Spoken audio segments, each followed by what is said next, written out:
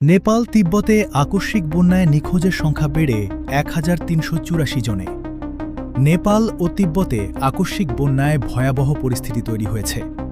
এখন পর্যন্ত নিখোঁজ হয়েছেন ১৩৮৪ জন। বৃহস্পতিবার নেপাল ও তিব্বতের সরকারি কর্মকর্তাদের বরাতে এ তথ্য জানা গেছে। নেপালে নিখোঁজের সংখ্যা ৮২৬ জন।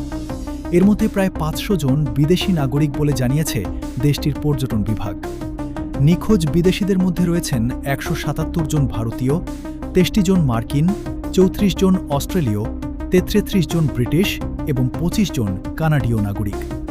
এছাড়া আরও বেশ কয়েকটি দেশের নাগরিক নিখোঁজ রয়েছেন।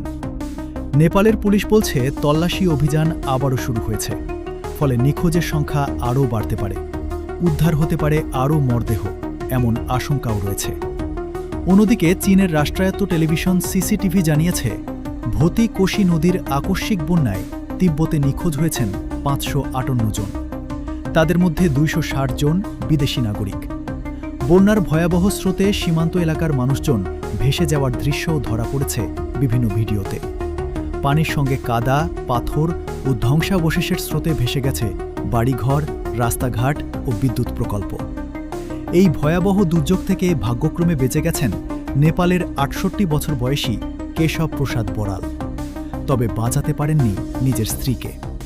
কেশব জানান, হঠাৎ বিশাল এক কাদার স্রোত তাদের বাড়ির দিকে ধেয়ে আসে। তিনি স্ত্রীকে নিয়ে ছাদে ওঠার চেষ্টা করেন, কিন্তু স্রোতে তার স্ত্রী ভেসে যান। প্রায় ৪ ঘণ্টা পর একটি হেলিকপ্টার এসে বাড়ির ছাদ থেকে কেশবকে উদ্ধার করে, কিন্তু তার স্ত্রী এখনও নিখোঁজ। নেপাল ও তিব্বতে এখন চলছে ব্যাপক উদ্ধার ও তল্লাশি অভিযান। আর সময় যত গড়াচ্ছে ততই বাড়ছে নিখোঁজ ও হতাহতের সংখ্যা নিয়ে উদ্বেগ। সূত্র রয়টার্স।